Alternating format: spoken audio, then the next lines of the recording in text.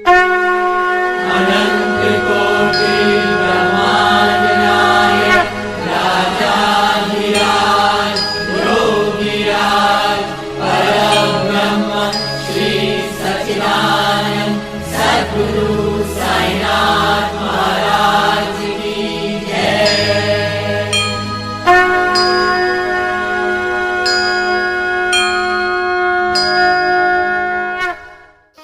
ओम श्री साईनाथाय नमः। आइए बाबा की असीम कृपा से अध्याय 21 प्रारंभ करते हैं। श्री V.H. ठाकुर, श्री अनंतराव पाटणकर और पंढरपुर के वकील की कथाएं। इस अध्याय में हेमाड पंत ने श्री विनायक हरिश्चंद्र ठाकुर B.A. श्री अनंतराव पाटणकर पुणे निवासी तथा पंढरपुर के एक वकील की कथाओं का वर्णन किया गया है। ये सब कथाएं अति मनोरंजक हैं। यदि इनका सारांश मनन पूर्वक ग्रहण कर उन्हें आचरण में लाया जाए तो आध्यात्मिक पथ पर पाठकगण अवश्य अग्रसर होंगे। प्रारंभ। यह एक साधारण सा नियम है कि गत जन्मों के शुभ कर्मों के फल स्वरूप ही हमें संतों का सानिध्य और उनकी कृपा प्राप्त होती है। उदाहरणार्थ हेमाड पंत स्वयं अपनी घटना प्रस्तुत करते हैं। वे अनेक वर्षों तक बंबई के उपनगर बांद्रा के स्थानीय न्यायाधीश रहे। पीर मौलाना नामक एक मुस्लिम संत भी वहीं निवास करते थे। उनके दर्शनार्थ अनेक हिंदू, पारसी और अन्य धर्मावलंबी वहां जाया करते थे। उनके मुजावर ने हेमाड पंत से भी उनका दर्शन करने के लिए बहुत आग्रह किया, परंतु किसी न किसी कारणवश उनकी भेंट उनसे न हो सकी। अनेक वर्षों के उपरांत जब उनका शुभ काल आया तब वे शिरडी पहुंचे और बाबा के दरबार में जाकर स्थायी रूप से सम्मिलित हो गए। भाग्यहीनों को संत समागम की प्राप्ति कैसे हो सकती है? केवल वे ही सौभाग्यशाली हैं जिन्हें ऐसा अवसर प्राप्त हो। संतों द्वारा लोक शिक्षा। संतों द्वारा लोक शिक्षा का कार्य चिरकाल से ही इस विश्व में संपादित होता आया है। अनेक संत भिन्न भिन्न स्थानों पर किसी निश्चित उद्देश्य की पूर्ति के लिए स्वयं प्रकट होते हैं। यद्यपि उनका कार्यस्थल भिन्न होता है, परंतु वे सब पूर्णतः एक ही हैं। वे सब उस सर्वशक्तिमान परमेश्वर की संचालन शक्ति के अंतर्गत एक ही लहर में कार्य करते हैं। उन्हें प्रत्येक के कार्य का परस्पर ज्ञान रहता है और आवश्यकता अनुसार वे परस्पर पूर्ति भी करते हैं, जो निम्नलिखित घटना द्वारा स्पष्ट है। श्री ठाकुर। श्री V.H. ठाकुर रेवेन्यू विभाग में एक कर्मचारी थे। वे एक समय भूमि मापक दल के साथ कार्य करते हुए बेलगांव के समीप वडगांव नामक ग्राम में पहुंचे। वहां उन्होंने एक कानड़ी संत पुरुष के दर्शन कर उनकी चरण वंदना की। वे अपने भक्तों को निश्चल दास कृत विचार सागर नामक ग्रंथ का भावार्थ समझा रहे थे। जब श्री ठाकुर उनसे विदाई लेने लगे तो उन्होंने कहा, तुम्हें इस ग्रंथ का अध्ययन अवश्य करना चाहिए और ऐसा करने से तुम्हारी इच्छाएं पूर्ण हो जाएंगी तथा तब कालांतर में तुम्हें उत्तर दिशा में जाओगे तो सौभाग्यवश तुम्हारी एक महान संत से भेंट होगी, जो मार्गदर्शन कर तुम्हारे हृदय को शांति और सुख प्रदान करेंगे। बाद में उनका स्थानांतरण जुन्नर को हो गया, जहाँ की नाड़े घाट पार करके जाना पड़ता था। यह घाट अधिक गहरा और पार करने में कठिन था, इसीलिए उन्हें भैंसे की सवारी कर घाट पार करना पड़ा, जो उन्हें अधिक असुविधाजनक तथा कष्टकर प्रतीत हुआ। इसके पश्चात उनका स्थानांतरण कल्याण में एक उच्च पद पर हो गया और वहां उनका नाना साहेब चांदोरकर से परिचय हुआ। उनके द्वारा उन्हें श्री साईं बाबा के संबंध में बहुत कुछ ज्ञात हुआ और उनके दर्शन की तीव्र उत्कंठा हुई। दूसरे दिन ही नाना साहेब शिरडी को प्रस्थान कर रहे थे। उन्होंने श्री ठाकुर से भी अपने साथ चलने का आग्रह किया। ठाणे के दीवानी न्यायालय में एक मुकदमे के संबंध में उनकी उपस्थिति आवश्यक होने के कारण वे उनके साथ न जा सके। इस कारण नाना साहब अकेले ही रवाना हो गए। ठाणे पहुंचने पर मुकदमे की तारीख आगे के लिए बढ़ गई, इसलिए उन्हें नाना साहब का साथ ना देने पर पश्चाताप हुआ। फिर वे शिरडी पहुंचे। तब वहां उन्हें ज्ञात हुआ कि नाना साहब पिछले दिन ही यहाँ से चले गए हैं। वे अपने कुछ मित्रों के साथ जो उन्हें वहीं मिल गए थे, श्री साईं बाबा के दर्शन को गए। उन्होंने बाबा के दर्शन किए और उनके चरण कमलों की आराधना कर अत्यंत हर्षित हुए। उन्हें रोमांच हो आया और उनकी आंखों से अश्रुधाराएं प्रवाहित होने लगी। त्रिकालदर्शी बाबा ने उनसे कहा, इस स्थान का मार्ग इतना सुगम नहीं जितना कि कानड़ी संत अप्पा के उपदेश या नाड़े घाट पर भैंसे की सवारी थी। आध्यात्मिक पथ पर चलने के लिए तुम्हें घोर परिश्रम करना पड़ेगा, क्योंकि वह अत्यंत कठिन पथ है। जब श्री ठाकुर ने सारगर्भित शब्द सुने जिनका अर्थ उनके अतिरिक्त और कोई ना जानता था, तो उनके हर्ष का पारावार न रहा और उन्हें कानड़ी संत के वचनों की स्मृति हो आई। तब उन्होंने दोनों हाथ जोड़कर बाबा के चरणों पर अपना मस्तक रखा और उनसे प्रार्थना की कि प्रभु मुझ पर कृपा करो और इस अनाथ को अपने चरण कमलों की शीतल छाया में स्थान दो। तब बाबा बोले, जो कुछ अप्पा ने कहा वह सत्य था, उसका अभ्यास कर उसके अनुसार ही तुम्हें आचरण करना चाहिए। व्यर्थ बैठने से कुछ लाभ ना होगा। जो कुछ तुम पठन करते हो उसको आचरण में भी लाओ, अन्यथा उसका उपयोग ही क्या। गुरु कृपा के बिना ग्रंथावलोकन तथा आत्मानुभूति निरर्थक ही है। श्री ठाकुर ने अभी तक केवल विचार सागर ग्रंथ में सैद्धांतिक प्रकरण ही पढ़ा था, परंतु उसकी प्रत्यक्ष व्यवहार प्रणाली तो उन्हें शिरडी में ही ज्ञात हुई।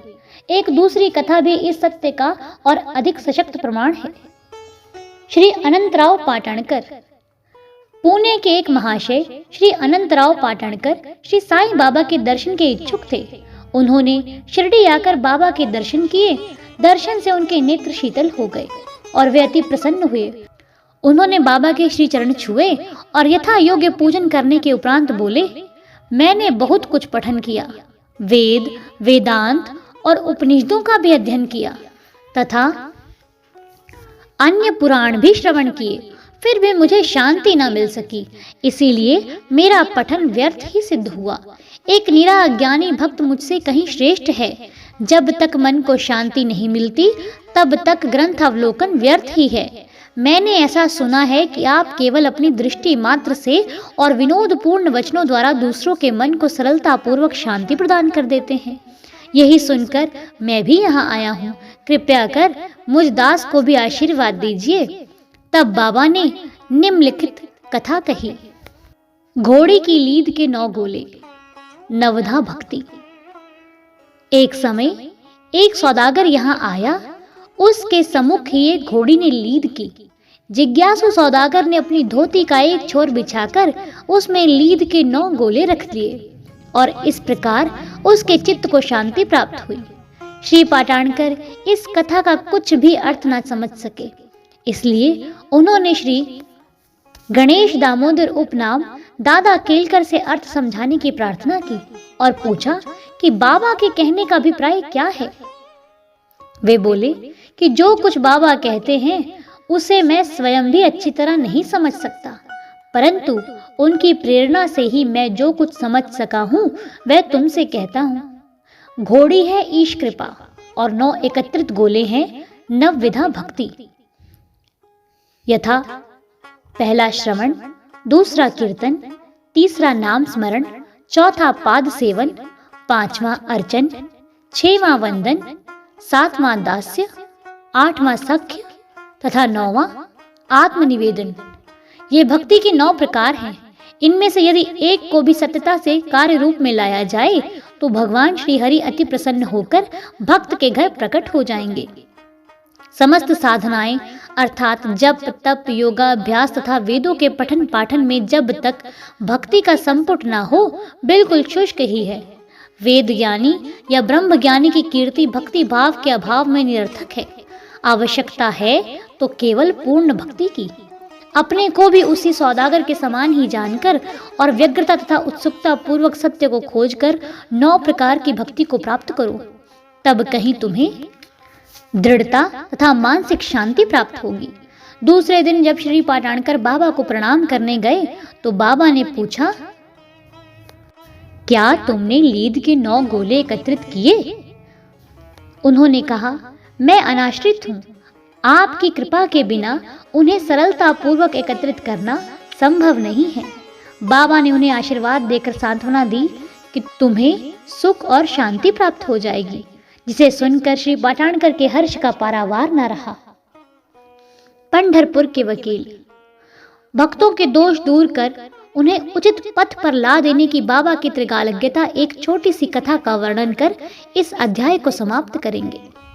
एक समय पंढरपुर से एक वकील शिरडी आए। उन्होंने बाबा के दर्शन कर उन्हें प्रणाम किया तथा कुछ दक्षिणा देकर एक कोने में बैठ वार्तालाप सुनने लगे। बाबा उनकी ओर देखकर कहने लगे, लोग कितने धूर्त हैं जो यहाँ आकर चरणों पर गिरते और दक्षिणा देते हैं, परंतु पीठ पीछे गालियां देते रहते हैं। कितने आश्चर्य की बात है ना। यह पगड़ी वकील के सिर पर ठीक बैठी और उन्हें उसे पहननी पड़ी। कोई भी इन शब्दों का अर्थ ना समझ सका, परंतु वकील साहब इसका गूढ़ार्थ समझ गए। फिर भी वे सिर झुकाकर बैठे ही रहे। वाड़े लौटकर वकील साहब ने काका साहब दीक्षित को बतलाया, बाबा ने जो कुछ उदाहरण दिया वह मेरी ही ओर लक्ष्य कर कहा गया था। वह सत्य है। वह केवल चेतावनी ही थी कि मुझे किसी की निंदा नहीं करनी चाहिए। एक समय जब उप न्यायाधीश श्री नूलकर स्वास्थ्य लाभ करने के लिए पंढरपुर से शिरडी आकर ठहरे तो बार रूम में उनके संबंध में चर्चा हो रही थी। विवाद का विषय था कि जिस व्याधि से उप न्यायाधीश अस्वस्थ हैं, क्या बिना औषधि सेवन किए केवल साईं बाबा की शरण में जाने से छुटकारा पाना संभव है, और क्या श्री नूलकर सदृश एक शिक्षित व्यक्ति को इस मार्ग का अवलंबन करना उचित है। उस समय श्री नूलकर का और साथ ही साथ श्री साईं बाबा का भी बहुत उपहास किया गया। मैंने भी इस आलोचना में हाथ बटाया था। श्री साईं बाबा ने मेरे उसी दूषित आचरण पर प्रकाश डाला है। यह मेरे लिए उपहास नहीं वरन एक उपकार है, जो केवल उपदेश है कि मुझे किसी की निंदा नहीं करनी चाहिए और ना ही दूसरों के कार्यों में विघ्न डालना चाहिए। शिरडी और पंढरपुर में लगभग 300 मील का अंतर है, फिर भी बाबा ने अपनी सर्वज्ञता द्वारा जान लिया कि बार रूम में क्या चल रहा था। मार्ग में आने वाली नदियां, जंगल और पहाड़ उनकी सर्वज्ञता के लिए रोड़ा न थे। वे सबके हृदय की गहरी बात जान लेते थे और उनसे कुछ छिपा न था। समीपस्थ या दूरस्थ प्रत्येक वस्तु उनके लिए दिन के प्रकाश के समान जाजल्यमान थी तथा उनकी सर्वव्यापक दृष्टि से ओझल न थी।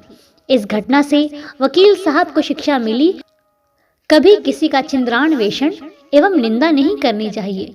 यह कथा केवल वकील साहब के लिए ही नहीं वरन सबके लिए शिक्षाप्रद है। श्री साईं बाबा की महानता कोई ना आंक सका और ना ही उनकी अद्भुत लीलाओं का अंत ही पा सका। उनकी जीवनी भी तदनुरूप ही है, क्योंकि वे परब्रह्म स्वरूप हैं। श्री सद्गुरु साईनाथार्पणमस्तु। शुभम भवतु। अध्याय 21 संपूर्ण।